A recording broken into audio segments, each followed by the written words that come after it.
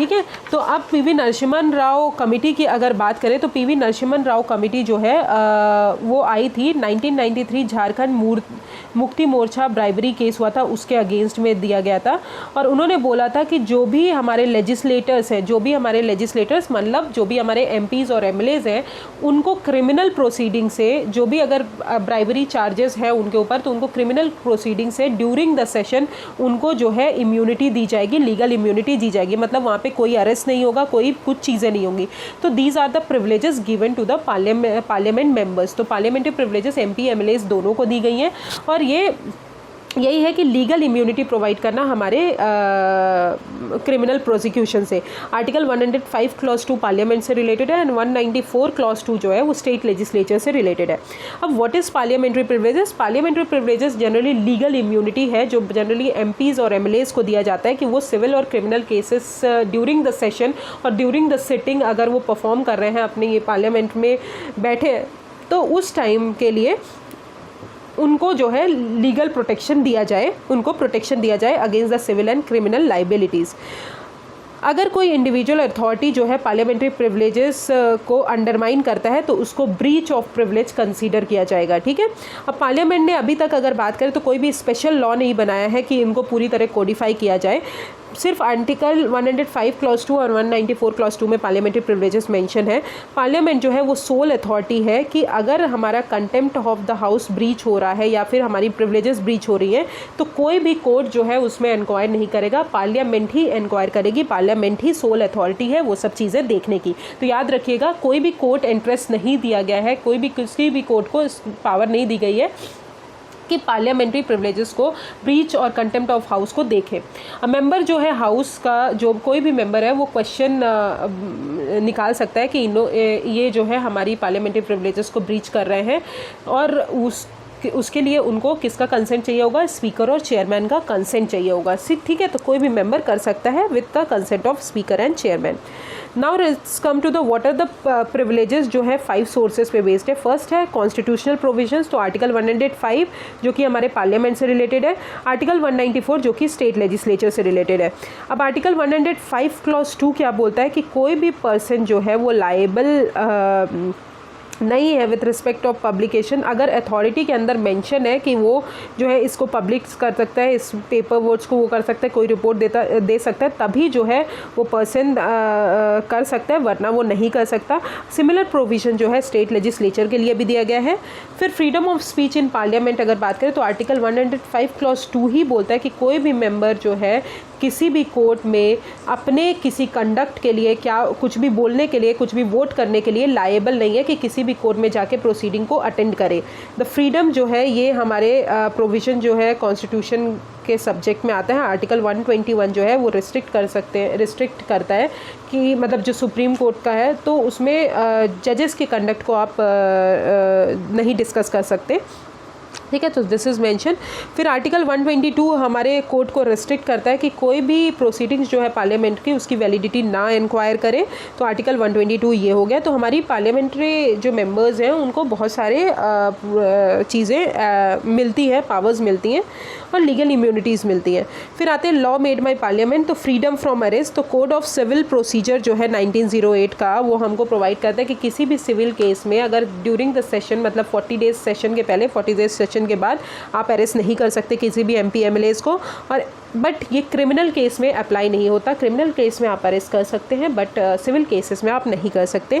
फिर rules of both the houses में बताया गया है, जो हमारे प्रिविलेजेस रूल्स ऑफ प्रोसीजर में मेंशन है कि पार्लियामेंट जो है राइट्स को रिजर्व कर सकते हैं कि आप जो है इमीडिएट इन्फॉर्मेशन हमको बताइए अरेस्ट, डिटेंशन, कन्विक्शन, इम्प्रिजनमेंट और रिलीज ऑफ मेंबर्स के बारे में। फिर right to exclude strangers, parliament के पास पावर है कि वो अपने सेशन से, अपने सिटिंग से स्ट्रेंजर मेंबर को एक्सक्लूड कर सकता है क्योंकि उनको फ्री और फेयर डिस्कशन चाहिए। फिर पार्लियामेंट्री कन्वेंशंस है और जुडिशियल इंटरप्रिटेशंस भी है। तो these are all about parliamentary privileges. याद रखिएगा, पार्लियामेंट्री प्रिविलेजेस की एग्जॉस्टिव लिस्ट नहीं है, पार्लियामेंट ने कोई एग्जॉस्टिव लॉ नहीं बनाया है। पार्लियामेंट के पास पावर है कि वो जो है लॉ बना सकते हैं। आर्टिकल 105 क्लॉज 2 एंड 194 में हमारे स्टेट लेजिस्लेचर और पार्लियामेंट की पावर्स के बारे में बताया गया है, प्रिविलेजेस के बारे में बताया गया है, ठीक है। So this is all about parliamentary privileges. Now let's come to what are the rationale behind the parliamentary privileges. सबसे पहली चीज़, ऑब्वियसली लीगल इम्यूनिटी दे रहे हैं कि कोर्ट की प्रोसीडिंग ना हो, तो हमारा जो काम है, पार्लियामेंट का काम है जो भी लेजिस्लेशन बनाना, लॉज बनाने, वो सारी चीज़ें बहुत अच्छे से चले, तो इसलिए जो है फ्रीडम ऑफ एक्सप्रेशन दिया गया है। अटेंडेंस जो है पार्लियामेंट्री सेशन की बनी रहे, अथॉरिटी और डिग्निटी लेजिस्लेचर की बनी रहे, और इंडिपेंडेंटली वो इफेक्टिवली वर्क कर पाए, because separation of power is our basic structure of the constitution. So हमारे जो लेजिस्लेचर है वो अच्छे से वर्क कर पाए, तो इसलिए जो है पार्लियामेंट्री प्रिविलेजेस दी गई हैं। अब what is privilege committee? Privilege committee जो है ये हर हाउस में बनाई जाती है, लोकसभा और राज्यसभा दोनों हाउस में।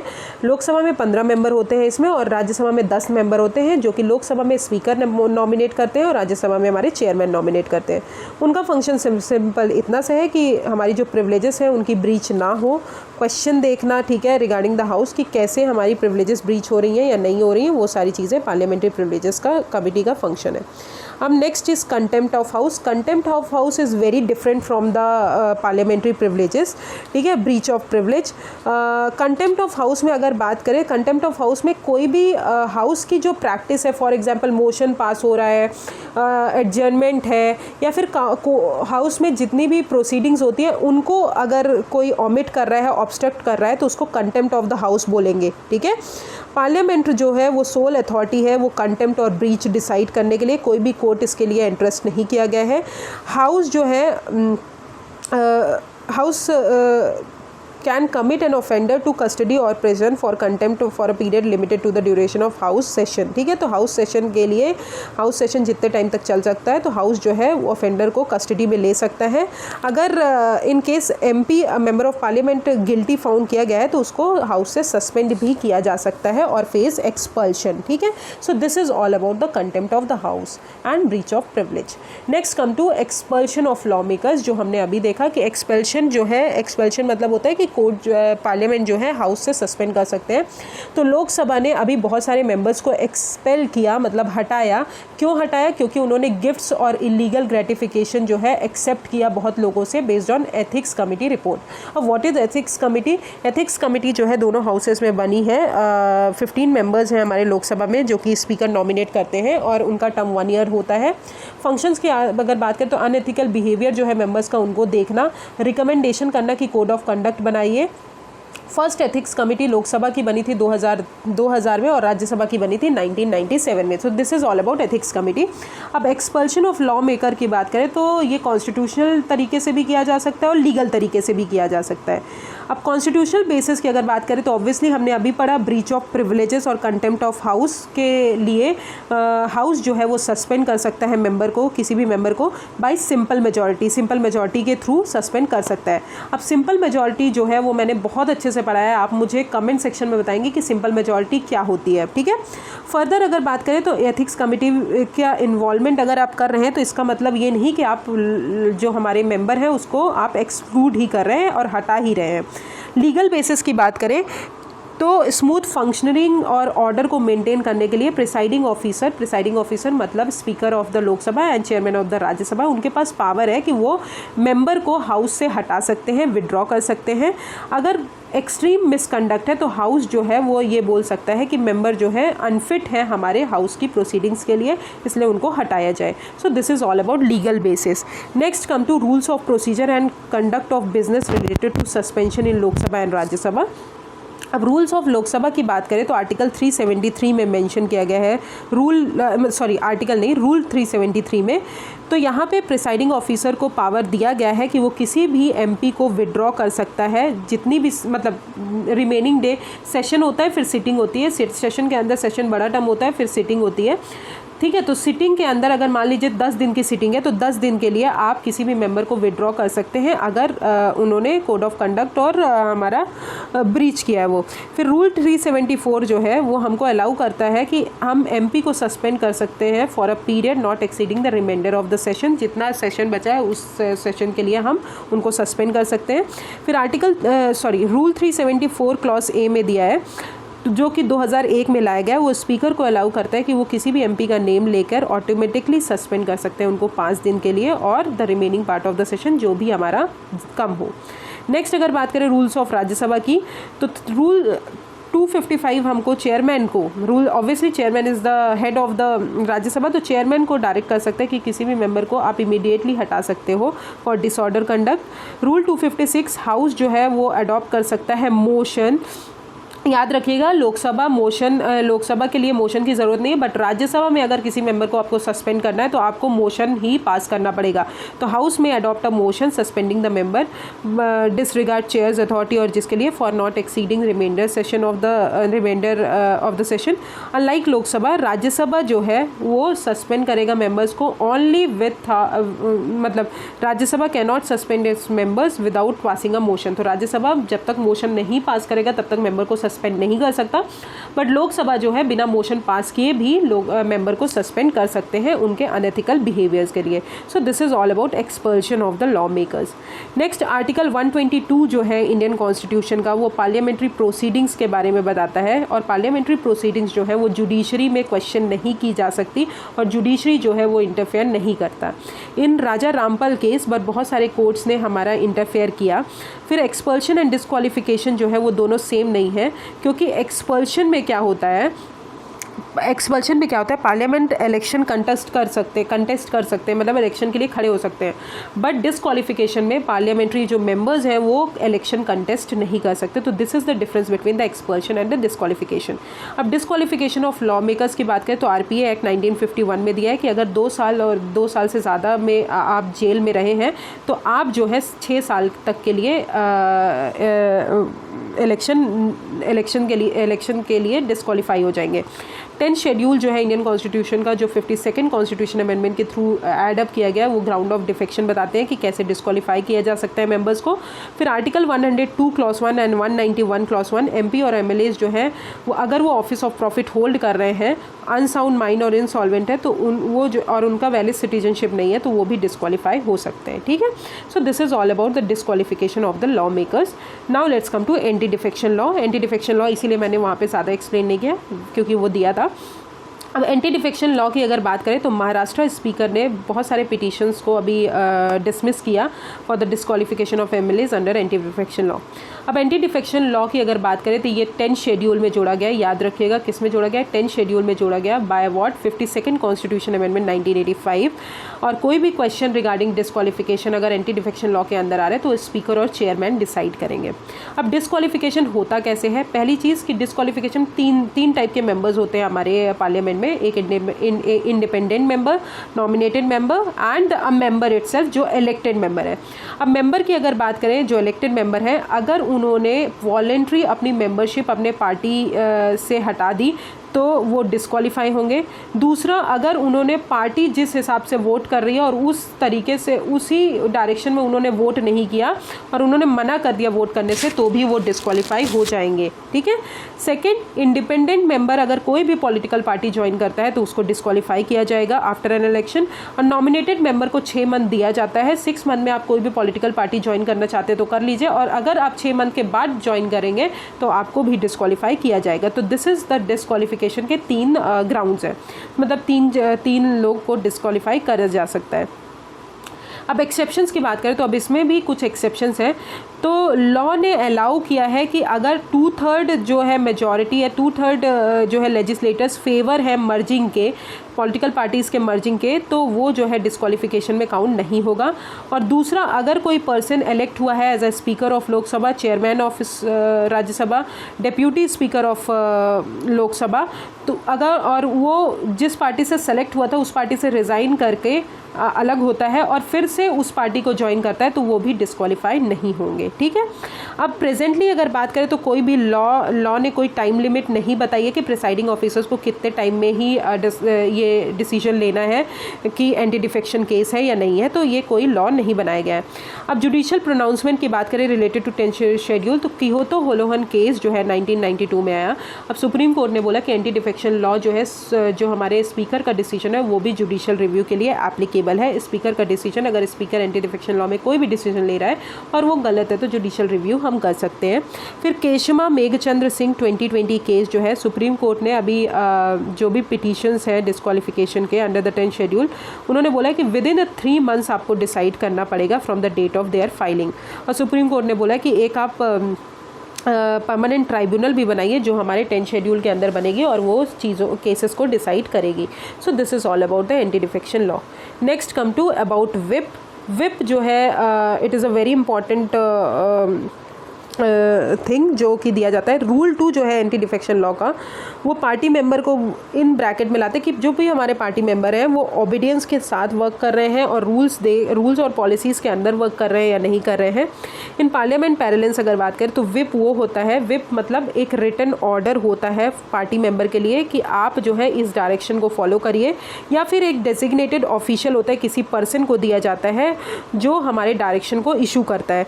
ये टर्म जो है ब्रिटिश प्रैक्टिस जो थी विपिंग इन लॉ मेकर से आया था, जो कि पार्टी लाइन को फॉलो करने के लिए बनाया गया था। तो this is all about the whip जो है एक रिटन ऑर्डर भी हो सकता है, एक कोई डेजिग्नेटेड ऑफिशियल भी हो सकता है, किसी मेंबर को दिया जा सकता है कि हमारी जो पार्टी है उसी डायरेक्शन में चले जो हमने ऑर्डर दिया है। अब आते हैं ordinance making power of the president and the governor. Very important, ordinance making power जो है प्रेसिडेंट की 123 में दिया गया है और गवर्नर की 213 में दिया गया है।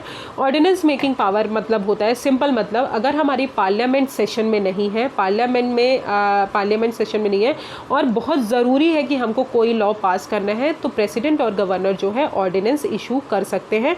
और वो सेम होगा जैसे हमारा लॉ पार्लियामेंट बनाती है, वैसे ही सेम लॉ उसे भी कंसीडर आउट किया जाएगा जो हमारी प्रेसिडेंट और गवर्नर ऑर्डिनेंस बनाएंगे।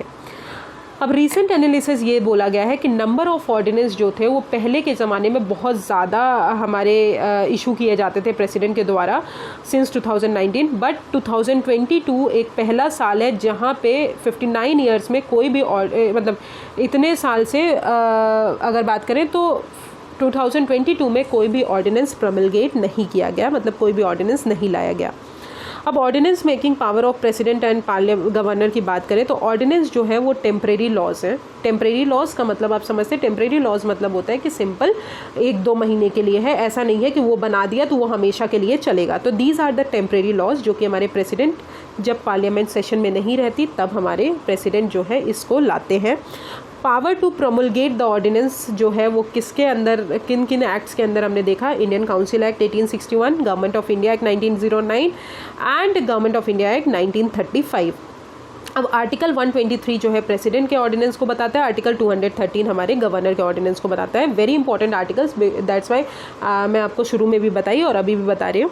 अब ऑर्डिनेंसेस जो है वो सेम फोर्स रहेंगे जैसे लेजिस्लेचर के एक्ट का रहता है, but these are temporary laws, temporary, ठीक है। तो जैसे ही फॉर एग्जाम्पल नेक्स्ट सेशन होने वाला है तो उसके 6 मंथ के एक्सपायरेशन के पहले ही हमारा ऑर्डिनेंस को ख़त्म करना पड़ेगा। अगर 2 हाउसेस ने अपना सेशन स्टार्ट कर दिया है डिफरेंट डेट्स पे, तो जो हाउस लेटर डेट पे स्टार्ट किया है वो हाउस का डेट कंसीडर किया जाएगा, तो उसके 6 मंथ तक हमको एक्सपायर करना पड़ेगा, ठीक है। ऑर्डिनेंस जो है वो लैप्स हो जाएगा, अगर पहले ही लैप्स हो जाएगा अगर प्रेसिडेंट और गवर्नर ने उसको विड्रॉ कर दिया, और अगर बोथ द हाउसेस ने बोला कि ये ऑर्डिनेंस जो है हम इसको डिसअप्रूव करते हैं तब। In case of state legislature resolution disapproving जो है वो पास किया जाएगा legislative assembly and then on the legislative council अगर है तो। ऑर्डिनेंस जो है उन्हीं मैटर्स पे इशू किया जा सकता है जिसमें पार्लियामेंट और स्टेट लेजिस्लेचर लॉ बना सकते हैं, और सेम लिमिटेशन होगा जो पार्लियामेंट और स्टेट लेजिस्लेचर्स को है, वही ऑर्डिनेंस में भी लिमिटेशंस दी जाएंगी। So this is all about the ordinance. However governor जो है कुछ केसेस में ऑर्डिनेंस नहीं दे सकता without the consideration of president, without the consent of the president, बिना उसको रेफरेंस किए। फॉर एग्जाम्पल कुछ बिल्स में कौन सा पहला बिल है, अगर प्रायर सेंक्शन प्रेसिडेंट के लिए ज़रूरी है तो उन बिल्स को जो है गवर्नर रिजर्व करेगा। नेक्स्ट गवर्नर जो है उन बिल्स को भी रिजर्व करेंगे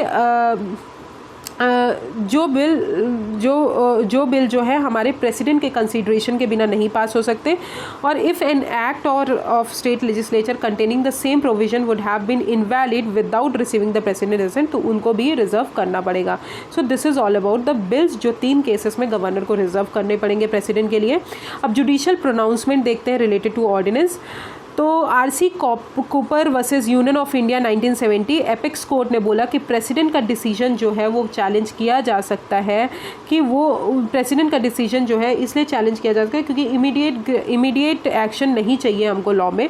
क्योंकि क्या होता है कि लेजिस्लेचर अगर काम नहीं करे तो बार बार ऑर्डिनेंस पास करके लेजिस्लेचर का तो वर्क ही ख़त्म हो जाएगा, राइट। सो ऑर्डिनेंस जो है कहीं ना कहीं बाईपास करता है लेजिस्लेचर को। Second, DC Wadhwa versus state of Bihar 1987 का केस है, जिसमें कोर्ट ने बोला कि लेजिस्लेटिव पावर जो है हमारे एग्जीक्यूटिव की टू प्रोमलगेट एन ऑर्डिनेंस, वो सिर्फ एक्सेप्शनल सर्कमस्टांसेस में हमको यूज़ करना चाहिए, ना कि हमको रोज रोज यूज़ करना चाहिए।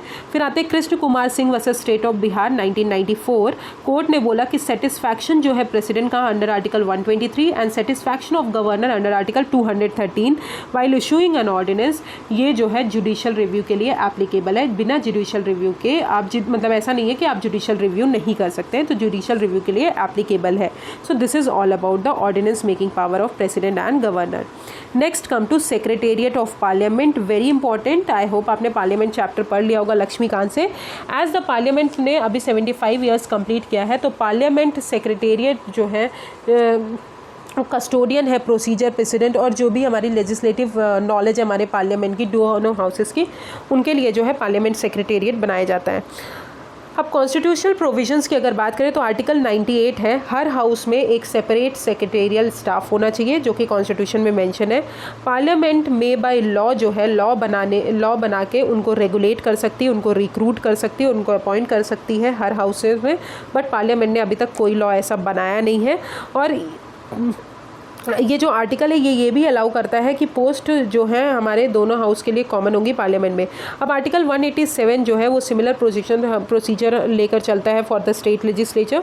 अब council of state secretariat and parliamentary secretariat जो है वो सेटअप हुई 1952 में, जब दोनों हाउसेज हमारे आए, और नेम जो है चेंज किया गया 1954 में। तो राज्यसभा सेक्रेटेरिएट दिया गया और लोकसभा सेक्रेटेरिएट नाम दिया गया।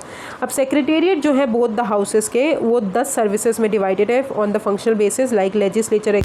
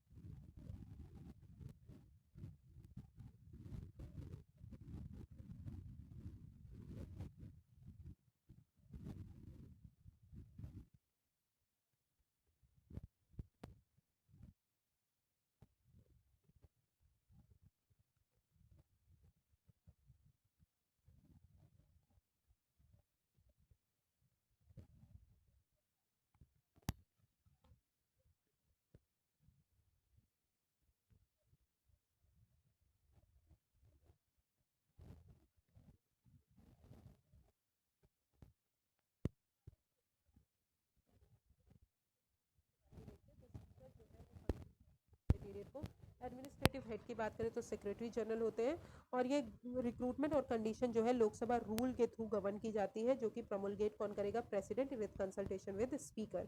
राज्यसभा में भी सेम हमारे चेयरमैन कंट्रोल करते हैं, एडमिनिस्ट्रेटिव हेड सेक्रेटरी जनरल होते हैं, और यहाँ पे भी राज्यसभा का जो रूल्स बना है 1957 का वो प्रमोलगेट किया जाएगा प्रेसिडेंट के द्वारा with consultation of chairman. So this is all about the Lok Sabha secretariat and Rajya Sabha secretariat.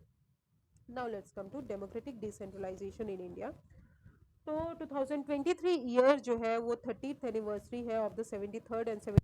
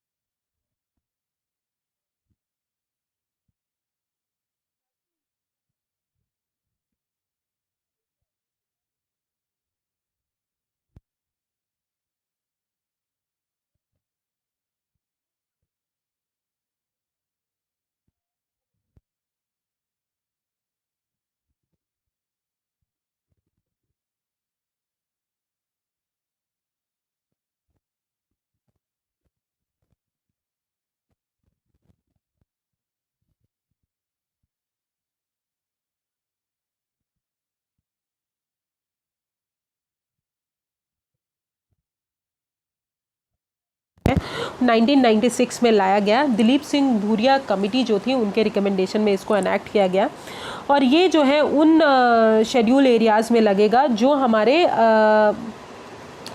Schedule 5 में आते हैं, ठीक है। तो पार्ट 9 ऑफ द कॉन्स्टिट्यूशन, जो पार्ट 9 है पंचायत का, जो पार्ट 9 है, आपको पता है पंचायती राज इंस्टीट्यूशन हमारे पार्ट 9 में आता है। तो पंचायती राज इंस्टीट्यूशन को एक्सटेंड, जो हमारे शेड्यूल एरियाज़ हैं वहाँ पे हम कैसे पैसा, वहाँ पे हम क्या एक्सटेंड करेंगे, ठीक है। तो वहाँ पे हम पैसा एक्ट बनाते हैं, वहाँ के लिए पैसा एक्ट बनाते हैं। तो शेड्यूल 5 एरियाज़ जो है वहाँ के लिए हमने पैसा एक्ट बनाया जो 10 स्टेट्स में लागू होता है under article 244 clause 1 red with schedule 5। अब पैसा जो है एम्पावर करता है स्टेट लेजिस्लेचर को कि आप लॉज बना सकते हैं। प्रेजेंटली 10 स्टेट कौन कौन से हैं? आंध्र प्रदेश, छत्तीसगढ़, गुजरात, हिमाचल प्रदेश, झारखंड, मध्य प्रदेश, महाराष्ट्र, उड़ीसा, राजस्थान, तेलंगाना, जो कि 5th शेड्यूल एरियाज़ में आते हैं, उन पे जो है पैसा एक्ट लगेगा। अब 8 स्टेट्स जो है एक्सेप्ट झारखंड और Orissa have framed and notified their state PESA rules under the respective state Panchayati Raj acts. Ministry of Panchayati Raj जो है वो नोडल एजेंसी है और ये इस एक्ट को बोला जाता है constitution with in constitution, because obviously constitution के अंदर 5th शेड्यूल के अंदर जो है, जिनमें 5th शेड्यूल एरियाज़ में अगर पंचायती राज नहीं लगता है तो वहाँ पे जो है हमारा पैसा एक्ट लगेगा, ठीक है। अब what are the major powers of gram sabha पढ़ने से पहले कुछ हम फीचर्स पढ़ लेते हैं पैसा एक्ट के। पहला है conformity with the customary law.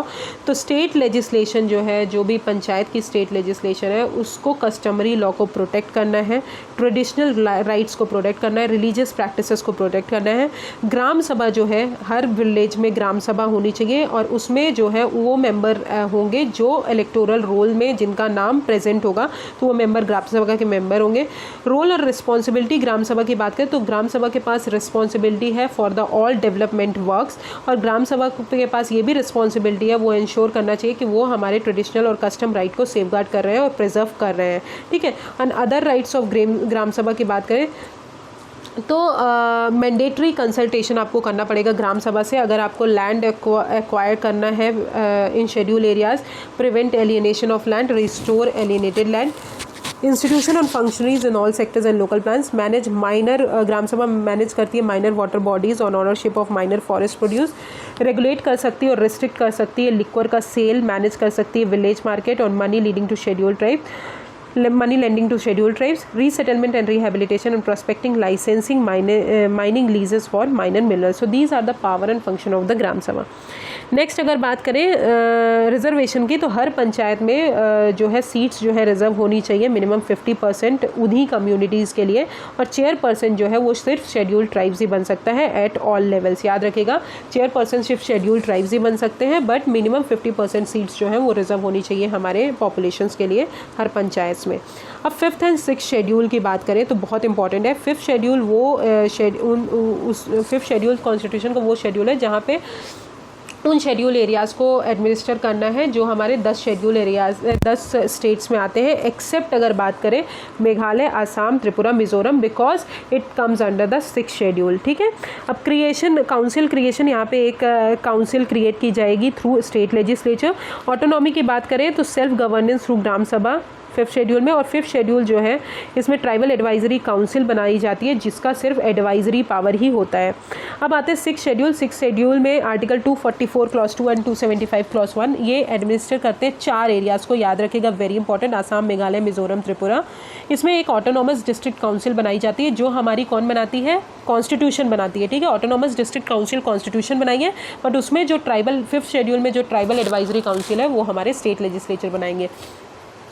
अब ऑटोनॉमस डिस्ट्रिक्ट काउंसिल को ग्रेटर ऑटोनॉमी दी गई है और एडीसी जो है ऑटोनॉमस डिस्ट्रिक्ट काउंसिल के पास पावर भी ट्राइबल एडवाइजरी काउंसिल से ज़्यादा है। So this is all about the 5th and 6th schedule.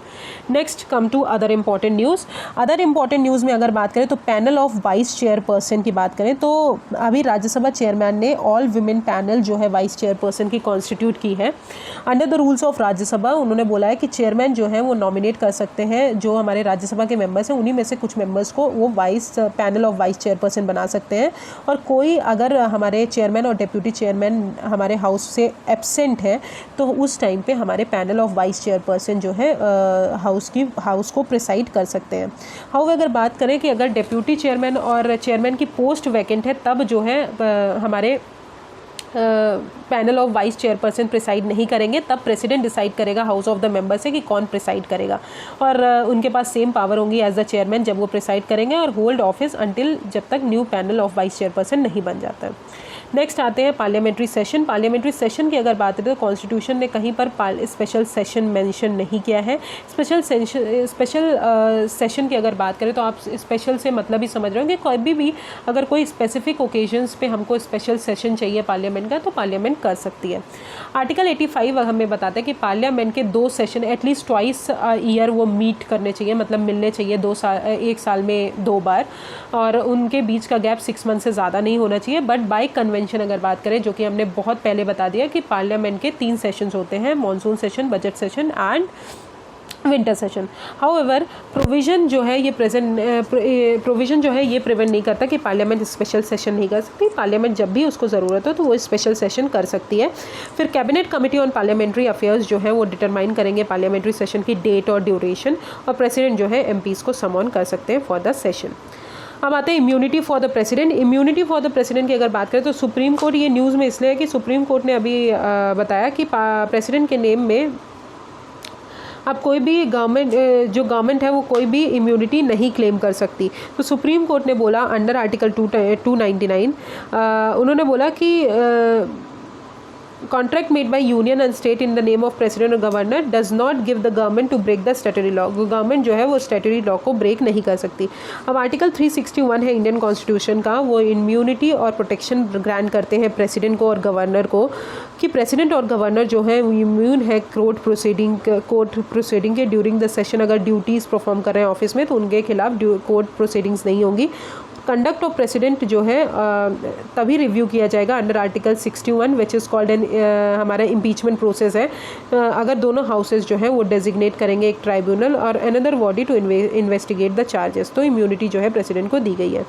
Next rule 176 and rule 267। तो according to the rules of procedure and conduct of business in council of states, rule 176 जो है वो allow करता है कि शॉर्ट ड्यूरेशन डिस्कशन हम कर सकते हैं जो कि 2.5 आवर्स से ज़्यादा का नहीं होना चाहिए। और रूल 267 जो है राज्यसभा एमपी को बोलते हैं कि स्पेशल पावर है कि वो जो है सस्पेंड कर सकते हैं pre decided agenda of the houses. अगर कोई एजेंडा है हाउस का तो प्री डिसाइडेड है तो उसको सस्पेंड कर सकते हैं with the approval of chairman. अब आते हैं adjournment motion, very important. Adjournment motion Lok Sabha में मूव किया जाता है। जो भी कोई मान लीजिए बहुत इंपॉर्टेंट पब्लिक मैटर है तो उसके लिए जो है हमारा एडजर्नमेंट मोशन मूव किया जाता है विद द स्पीकर कंसेंट, और इसके लिए 50 मेंबर्स का एडमिट करना ज़रूरी है।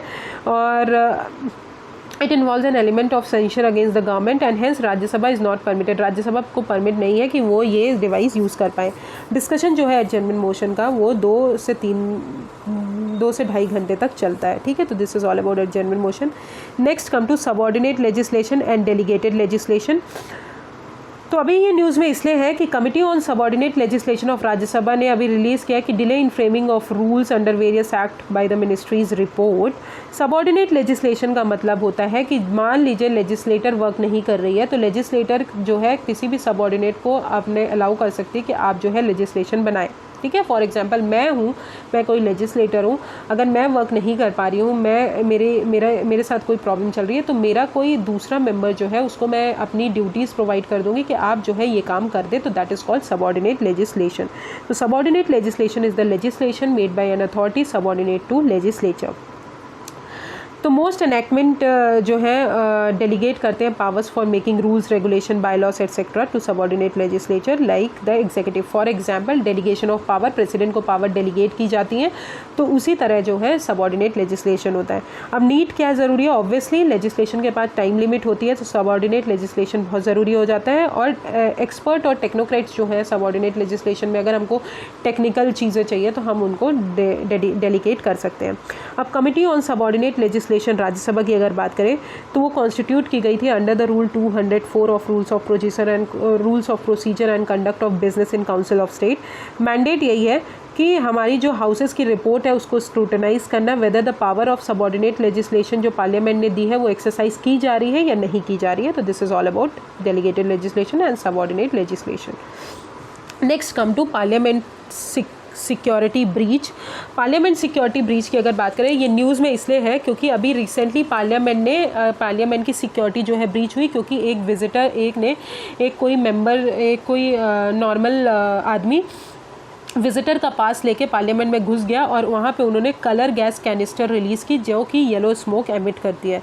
अब रिस्ट्रिक्टेड एक्सेस टू पार्लियामेंट की अगर बात करें तो rules of procedure and conduct of business इन लोकसभा में बोला गया है कि वो ये जो है रूल्स डील करता है एडमिशन, विड्रॉल और रिमूवल जो है स्ट्रेंजर्स का, कि कोई स्ट्रेंजर आ सकता है पार्लियामेंट में या नहीं आ सकता। और ये स्पीकर के पास पावर है कि जब भी उसको लगे कि हमारा जो है ये चीज़ें फिट नहीं हो रही है तो स्पीकर जो है किसी भी स्ट्रेंजर्स को अपने अपने हाउस से कहीं पर भी विड्रॉ कर सकता है। अब विजिटर्स जो पार्लियामेंट में आते हैं उनके लिए सिक्योरिटी क्लियरेंस बहुत ज़रूरी है फ्रॉम द पार्लियामेंटेरियंस। अब आते हैं सरपंच पति मतलब आपने समझ लिया होगा, अगर आपने पंचायत सीरीज़ देखी होगी, which is a very good series जहाँ पे बहुत कुछ सीखने को मिलता है। तो पंचायत सीरीज़ में बताया गया है कि जो वो औरत रहती है उसके पति जो है, औरत जो है सरपंच रहती है, बट वहाँ पे जो है सरपंच पति मतलब जो उसका हस्बैंड है वो एज अ सरपंच की तरह बैठते हैं, तो उनको सरपंच पति बोला जाता है। तो standing committee on rural development and Panchayati Raj ने रिकमेंड किया है कि ट्रेनिंग एंड कैपेसिटी बिल्डिंग करिए। जो भी हमारे सरपंच, जो भी हमारे पति हैं, प्रधान पति वो बन के बैठे हैं, तो उन सबको कर्व करिए। बिकॉज ये सरपंच पति होता क्या है, it refers to practice of husband act as a proxy for elected women. ठीक है, तो आपने अगर पंचायत सीरीज़ देखी होगी तो उसमें आपने बहुत अच्छे समझा होगा। अब विमेन रिजर्वेशन दिया गया है पंचायती राज में, तो why men are doing their work, because men का वो काम ही नहीं है। बिकॉज अगर सरपंच हमारी वाइफ है तो पत्नी को करना चाहिए सब कुछ। तो 73rd कॉन्स्टिट्यूशन अमेंडमेंट एक्ट है 1992 का, वो 1/3 रिजर्वेशन प्रोवाइड करता है पंचायती राज इंस्टीट्यूशन में विमेन के लिए, chairperson and 1/3 officers of chairperson at all levels of Panchayati Raj for women. बहुत सारे स्टेट्स हैं जो 50% रिजर्वेशन भी प्रोवाइड करते हैं विमेन को। As per women and men in India report 2022, over 31.8 lakhs है, नियरली 46% जो है वो विमेन है। अब आते हैं quota to backward classes in urban local bodies. तो हरियाणा गवर्नमेंट ने, हरियाणा कैबिनेट ने अभी एक्सेप्ट किया है स्टेट बैकवर्ड क्लासेस कमीशंस की रिपोर्ट आई थी, जहां पे उन्होंने बोला कि आप जो है रिजर्वेशन बैकवर्ड क्लासेस को ब्लॉक ए कैटेगरी जो है अर्बन लोकल बॉडीज़ की, उस पर आप रिजर्वेशन का प्रपोर्शन बता सकते हैं। अब आर्टिकल 243 टी क्लॉज 6 जो है, यहाँ पे बोला गया कि स्टेट लेजिस्लेचर पे कोई भी बार नहीं है, कोई भी रिस्ट्रिक्शंस नहीं है कि वो जो है रिजर्वेशन सीट्स की प्रोवाइड नहीं कर सकता। जो हमारे बैकवर्ड क्लासेस हैं उनको वो रिजर्वेशन प्रोवाइड कर सकते हैं। ट्रिपल टेस्ट कंडीशन जो है, जो कि कृष्णमूर्ति केस में बोला गया है, वो हमको फॉलो करना पड़ेगा। पहला है डेडिकेटेड कमीशन सेटअप करनी पड़ेगी जो हमारे एम्पिरिकल इंक्वायरी कर सके और इम्प्लीकेशन देख सके बैकवर्डनेस का लोकल बॉडीज़ में। फिर हमको दूसरी चीज़, वो कमीशन जो है हमको प्रपोर्शन बताए कि कितना रिजर्वेशन हमको लोकल बॉडीज़ में रिक्वायर्ड है। और तीसरी चीज़, हमारा जो इंदिरा साहनी केस में बोला गया है कि 50% रिजर्वेशन जो है वो ब्रीच नहीं होना चाहिए for ST, SC and OBCs, तो वो ब्रीच नहीं होना चाहिए। So this is all about the quota to backward classes in urban local bodies. So this is the end of the parliamentary committees and parliamentary affairs. I will start center and state relation tomorrow. Thank you so much. If you have any problem, just comment me on the comment section. Thank you.